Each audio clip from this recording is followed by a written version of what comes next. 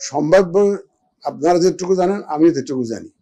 এখন প্রথমে উনি বলেছিলেন যে ওই এপ্রিলের ফার্স্ট হাফে, তারপরে তো যে বক্তব্য আপনারা শুনতে, আমি আজকে আবার একটা দেখলাম যে সময় টিভিতে একটা জিনিস দেখলাম যে ওই মার্কিন পররাষ্ট্রমন্ত্রীকে উনি ফোন করেছেন, ওখানে নাকি বলেছেন যে আগামী বছরের প্রথম দিকে নির্বাচন এরকম। আমি জানি না আপনাকে কি বলছে আমাকে, তো এই যে আমার তো নিয়ে কোনো তারিখ নিয়ে তো কোনো কথা হয় নাই, সম্ভাব্য সময় নিয়ে কোনো কথা হয় নাই। স্থানীয় সরকার নির্বাচন কি আগে করবে কি না, কোনো কথা হয় না। ওটা তো সৌজন্য সাক্ষাৎ ছিল ভাই। ওই সময় যেটা আপনারা যেটা শুনছেন দেখছেন, লন্ডনের ফেব্রুয়ারির কথা আসছে, এর আগে উনি এপ্রিলের কথা আসছে।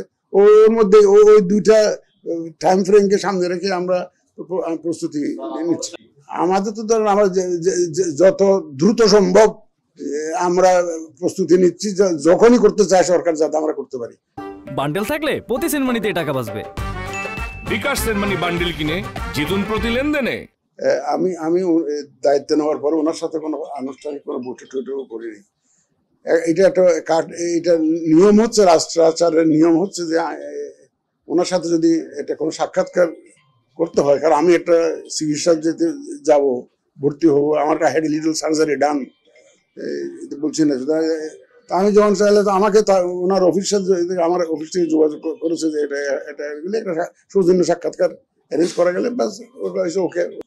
আমি কোনো মন্তব্য করতে চাই না। ওনারা রাজনৈতিক দল, ওনারা নানা ধরনের বক্তব্য দিতে পারে, দে হ্যাভ দ্যাট অথরিটি ওনাদের। আমি ওই বক্তব্যের ব্যাপারে কোনো মন্তব্য করতে চাই না।